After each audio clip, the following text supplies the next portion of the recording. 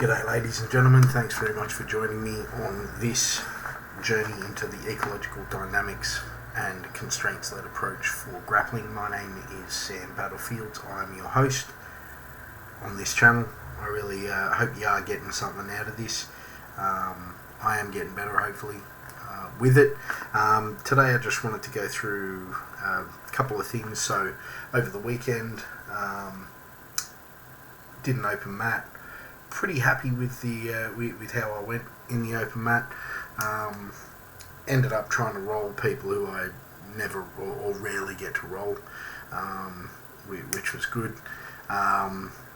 Really got to figure out. I rolled with Blue Belt Jamie.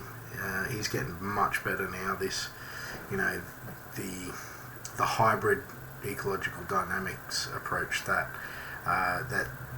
Alex appears to be taking again. Like he's this bloke is getting really good. So props to you, Jamie. Hopefully he doesn't see this because me and him are mates, and I don't like giving him props to his face. No, I'm just kidding. I give him props where they're due. But one thing that he showed me, he basically kept me away from him, right? So I couldn't get on top. Like when I was on the bottom, I've been working heaps hard from the bottom. So that means capturing something, getting on top, going from training from there or working from there. But when he started in sort of seated guard or something, and I'd go to try and pass him, he was just getting away, and so it was something that I incorporated into my practice this week, and into the practice design as well, because I really it's an area that I know isn't a strong point because my knees aren't that strong, if that makes sense. So it's not while seated, but when you're trying to pass an open guard, kind of getting your hips a bit lower in order to, be able to put chocks in where they're with your knees, etc. Anyway, I won't go too far into that. But yeah, just it felt good. So having a bit of a chat about it. I'd done I think 6 to 7, possibly more sessions that week, and yet I was able to do 4 or 5 say 8-minute rounds, no issue. The only thing I need to do now is just activate my the muscles in my shoulder that keep that my physio gave me, and I didn't do it today, and guess what? They're fucking small. So it's something I have to remember to do, but that's a me thing. This morning it was just me and Ridwan, and I had my little notebook ready to go with my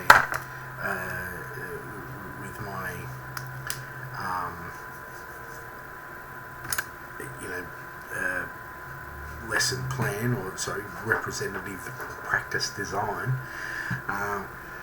but he asked about a certain going from closed guard to omoplata, and what he actually asked was he just feels very open, and as soon as he opens his guard, he just feels very vulnerable to attack. And so basically I put together a game where I said, alright, your goal now is to just get, so it was good. This is very important, okay? So I had this concept before called Cloud 9, right? And the concept was across here, down, and then across your hips. That was an I. And then there is here to your hip, your opposite hip, and here across to your opposite hip. And that was the IX, or in Roman numerals, Cloud 9. Number 9. And I use that to talk about control in many ways, like, you know, but what I kind of thought today is it's hard to sort of say, oh, well, use the X and use this. So what I reduced it down to was quadrants, right? Now, what are we looking to do? What's the baseline of what we're looking to do? Well, we're looking to isolate, to immobilize a limb, right? So we've got, say, 4 limbs, all right, and each of them is mapped out by a quadrant on the body, right? So, how can I explain it? So, boom,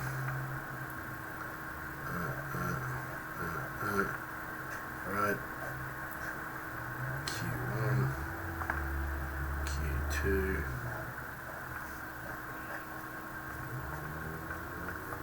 Q3, Q4. Alright, so let's see how. Yeah, so as you can see, my arms,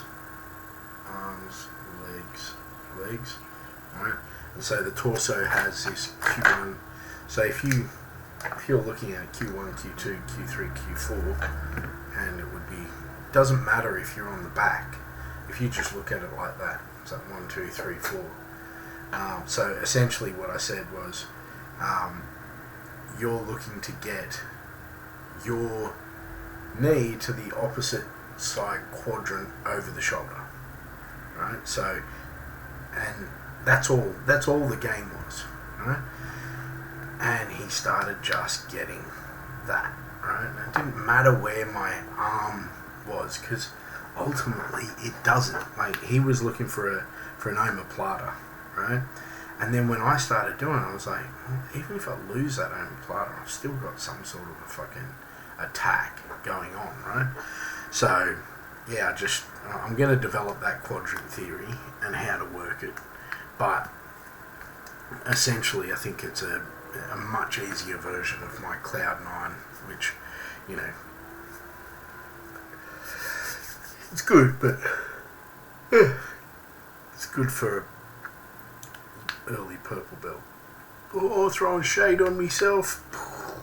Alright, so that was good. We had a few rolls there, but then I took the daytime class, which in this case was Jayden, so who's been training with us quite regularly, but also Chris. Now Chris is a first degree black belt who has taken this on board as well, and is a massive proponent of it alongside me.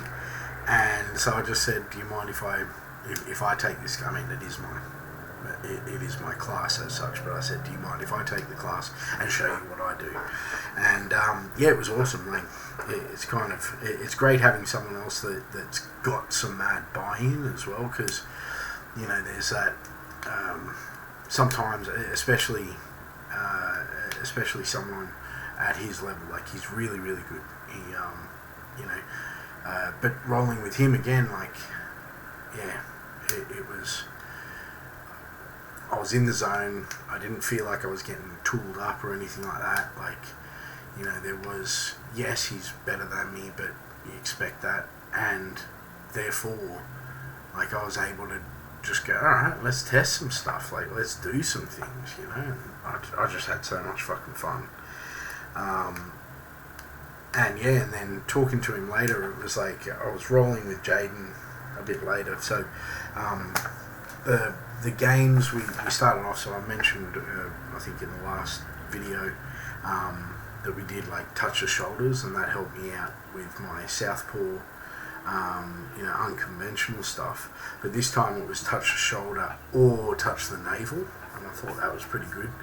And this time, because I hadn't really played much, done any sessions with Chris there, we reverted back to 2 hands on one, and then chest behind their shoulders at some stage. And then we did for the guard part, we did just get past the feet and settle at the knees.